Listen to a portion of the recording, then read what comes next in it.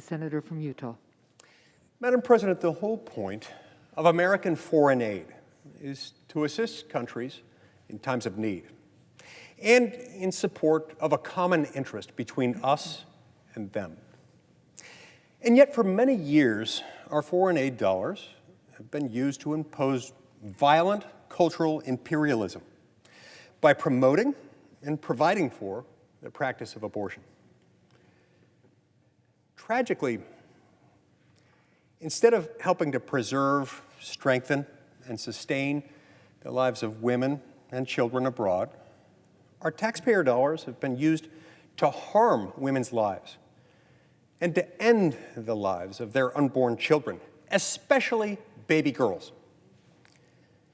In some of these countries, girls are disproportionately aborted precisely because they are female. U.S. aid is used not to affirm the equal dignity of girls and women, but to violently deny it.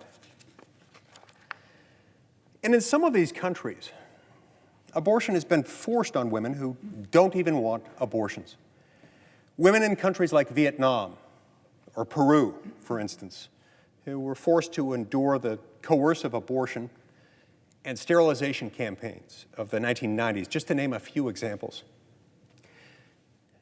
Madam President, what kind of aid does violence to women and girls? What kind of help is it to impose U.S. abortion extremism on countries that culturally and democratically reject it, or contribute to international organizations that allow regimes to use abortion as a tool of oppression?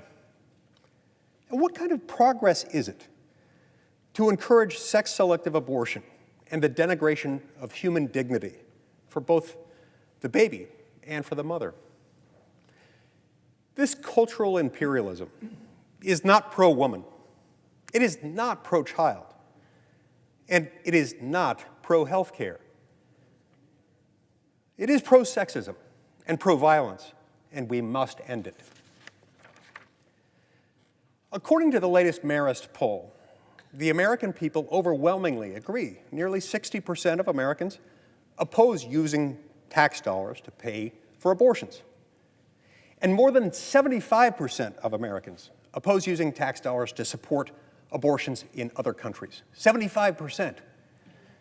Now, thankfully, President Ronald Reagan first took steps to reverse this kind of support in 1984, instituting what became known as the Mexico City policy to prohibit foreign aid from going to organizations that provide for or promote abortions or that advocate to change abortion laws within a foreign country.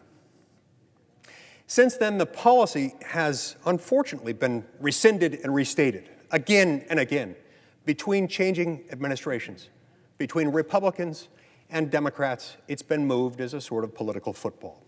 But, Madam President, the lives of babies and the dignity of women, these are not political footballs. Women and children everywhere have immeasurable, innate, inherent dignity and worth, regardless of where they're from.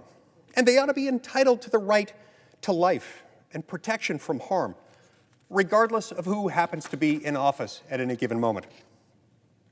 The Protecting Life in Foreign Assistance Act affirms this very truth. This bill would permanently stop the use of our foreign aid money from funding or promoting abortions overseas. I also defend the women and babies everywhere and value the women and babies everywhere by supporting two other measures introduced by my friends, Senator Inhofe and Senator Blackburn. Senator Inhofe's bill, the Protecting Individuals with Down Syndrome Act, would affirm that disability does not determine or demean the dignity and worth of a human life. And Senator Blackburn's bill would ensure that taxpayer funds under the Title X Family Planning Program do not go to any facility that performs or provides referrals for abortions.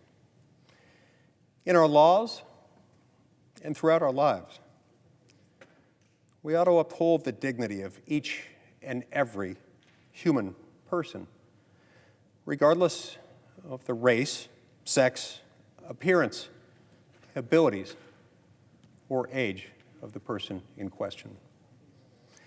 The measures before us today do just that, and we should support them. And now, Madam President, I'd like to yield time to my friend and distinguished colleague, the Senator from Montana.